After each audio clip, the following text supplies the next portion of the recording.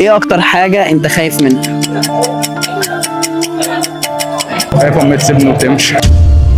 مين؟ امي تسيبني وتمشي. ايه اكتر حاجة انت خايف منها؟ امي اول ما سافرت كانش معايا فلوس، بعد ده بقى وكل حاجه عشان سفرني ايطاليا، وبرضه كانت الحاله بايظه في مصر، هي اللي ساعدتني، وكان ابويا مش موافق ان انا اسافر ايطاليا، هي اللي خلتني اسافر وكده. لازم ارد لها الجمايل دي كلها. انت بتفتحش ليه؟ انت بتفتحش ليه؟ خلاص ما تخافش، مش هتتكهرب. مش هتكهرب، ما بكدبش انا. ايه الحاجة اللي انت عملتها وحشة في حياتك وندمان عليها؟ انا جيت ايطاليا، يعني كلكم ندمانين انكم جيتوا ايطاليا؟ كنت فاكرها حلوه بس جيت هنا ما حبيتهاش.